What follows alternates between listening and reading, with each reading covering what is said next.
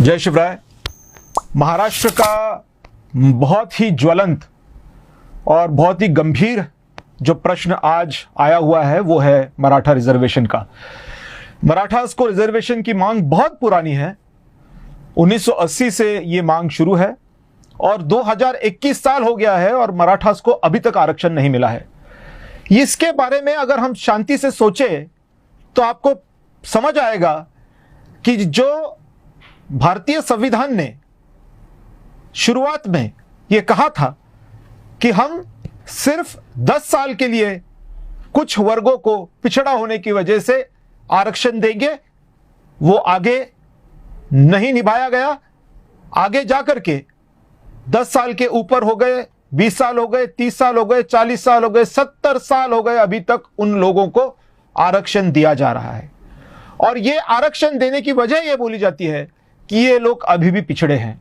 मैं सवाल करना चाहता हूं देश के सारे माजी प्रधानमंत्रियों से और देश के आज के प्रधानमंत्री से कि इस 70 साल में क्या आप इन लोगों को जो पिछड़े समझे जाते थे उनको आप आगे नहीं ला पाए?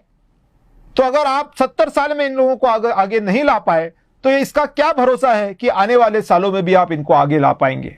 या फिर आपने इनको अपनी वोट बैंक बना ली है? क्या किया है आपने? और ऐसे सिचुएशन में जबकि आपने खुद डॉक्टर बाबा साहब अंबेडकर ने जो कहा था कि 10 साल को ही आरक्षण मिलना चाहिए, 10 साल तक ही आरक्षण मिलना चाहिए, आप जब उसको खत्म कर देते हो अपने खुद के लिए, तो ऐसी सिचुएशन में क्या मराठा, क्या पटेल, क्या गुजर, क्या ब्राह्मण ये नहीं बोल सकता कि अब आपके रवैये की वजह से हम पिछड़े हो चुके हैं? हम 90 मार्क लेते हैं और हम हार जाते हैं, कोई 35 मार्क लेता है वो पास हो जाता है। ये नई तरह की इनइक्वालिटी नहीं है, असमानता नहीं है। और अगर ये असमानता आप आगे भी करते ही रहने वाले हैं तो फिर हमारा जीने का मकसद क्या रहा? आप खत्म करना चाहते हैं हमको, आप हमको बर्बाद करना चाहते हैं। 40 सालों से मराठा आरक्षण के बारे में बात चल रही है।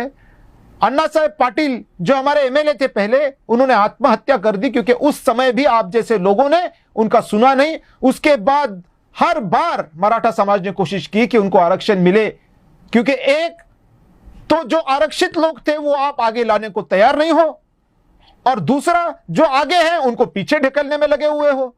तो ऐसी सिचुएशन में जाहिर सी बात है कि हमेशा कोशिश होगी कि हमें भी न्याय मिले, मगर हमें अगर न्याय नहीं मिल रहा है तो हर एक बार हमारे लोग मारे जा रहे हैं, हमारा खून बह रहा है, हमारे नौजवान लड़के 18 साल के 19 साल के जो चाहते हैं कि यूपीएससी के एग्जाम में हम पास हो जाएं, वो अगर डिप्रेशन में जाकर के आत्महत्या करते होंगे तो ऐसी सिचुएशन में आपको क्या लगता है कि हमने क्या करना चाहिए? और अगर हमने चुप बैठना चाहिए, अगर ब्राह्मणों ने चुप बैठना चाहिए, मराठा ने चुप बैठना चाहिए, पटेल ने चुप बैठना चाहिए, गुजर ने चुप बैठना चाहिए, इसलिए क्योंकि हम पॉलिटिकली आपको कुछ नहीं कर पाते हैं, तो ऐसी सिचुएशन में हमको भी अब सोचना पड़ेगा कि हमको करना क्या है। और आने वाले 9 तारीख को इसी चर्चा के लिए और इसी संबंध में एक धरना आंदोलन रखने के लिए मैं हर्षवर्धन जाधव, एक्स एमएलए, पूर्व विधायक महाराष्ट्र, एक जंतर मंतर पे मोर्चा निकाल रहा हूं। एक जंतर मंतर पे मैं एक आंदोलन करने वाला हूं और मैं ये अपील करता हूं मेरे सारे उन भाइयों से जिनको आरक्षण की जरूरत है, चाहे वो मराठास हो, चाहे वो ब्राह्मण्स हो, चाहे वो पटेल्स हो, चाहे वो गुजर हो, चाहे वो कोई और हो, चाहे राजपूत हो, जिनको भी ऐसा लगता है कि इस पुरानी घिसी पिटी रिजर्वेशन पॉलिसी की वजह से मेरी नौकरियां जा रही है, मेरा लाइफ खतरे में आ रहा है, उन सब से मैं अपील करता हूं कि आप आइए। 9 तारीख को हम खड़े रहते हैं साथ में। कोई भी पॉलिटिकल पार्टी अगर कुछ नहीं करने को तैयार तो हमको हमारे कदम और अपने साथ में हमको लेकर के चलने पड़ेंगे। सारे कदम को कदम लगा के, कांधे को कांधे लगा के चलना पड़ेगा, तभी जाकर के हमारे ऊपर का अन्याय बंद हो सकता है। नहीं तो ये पॉलिटिकल पार्टीज हमको खत्म किए बगैर रहेंगी नहीं। अभी मैं इस वीडियो के माध्यम से अपील तो कर ही रहा हूं और इसके साथ में मैं ये भी बोल रहा हूं कि इसका जो एक्शन प्लान है वो कुछ इस तरह है कि आज अगर केंद्र में पार्लियामेंट के अंदर कॉन्स्टिट्यूशनल अमेंडमेंट होता है, यानी संवैधानिक दुरुस्ती जिसको बोले उसको, वो अगर होता है, उसमें इन सब आज पिछड़े हमको खुद को पिछड़ा कहना पड़ेगा क्योंकि अब हम पिछड़े हो चुके हैं। जो पिछड़े थे वो तो आगे आपने लाए नहीं, जो आगे वाले थे वो आपने पीछे ढकेल दिए। तो हम जो पिछड़े हैं इनके संदर्भ में पार्लियामेंट में एक लॉ पास होना चाहिए कि इनको भी रिजर्वेशन मिले। और अगर ये रिजर्वेशन नहीं देता है पार्लियामेंट तो इस पार्लियामेंट को ये जाहिर करना पड़ेगा कि अब हम इस देश में कोई भी रिजर्वेशन नहीं रखेंगे, पूरा का पूरा देश हम फ्री कर देंगे।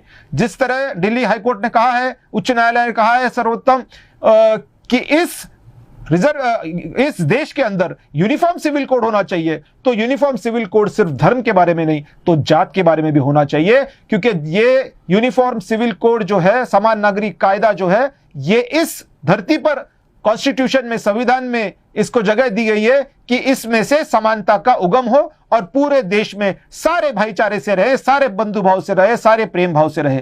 तो इस चीज के लिए, इस यूनिफॉर्म सिविल कोड के लिए मुझे लगता है हमें सबको एकत्र होना चाहिए। मैं पूरे देश से अपील करता हूं, चाहे रेड्डीज हो आंध्र प्रदेश के, उनको भी मैं अपील करता हूं कि 9 तारीख को आप आइए और हम सब मिलकर के इस केंद्र सरकार को, चाहे वो भारतीय जनता पक्ष जो सत्ता में बैठी है, चाहे विपक्ष में जो बैठे हैं, उनके ऊपर हम एक दबाव बनाएं, उन तक बात पहुंचाएं कि भाई ये चलने वाला नहीं है। अब तक जो हमने सहन किया वो किया, लेकिन अब इसके बाद में हम चुप नहीं बैठने वाले। हम आपको बिल्कुल एड़ी चोटी से विरोध करेंगे, और अगर आप कुछ नहीं करेंगे तो हमको क्या करना है वो भी डिसीजन हम जंतर मंतर पे लेंगे। इस तरह से हमको खड़ा रहना पड़ेगा। हम अगर हमारे आत्मसम्मान के लिए खड़े नहीं रहे तो कोई भी हमको कुछ नहीं देने वाला है। इस नतीजे पे अभी हम पहुंच गए हैं।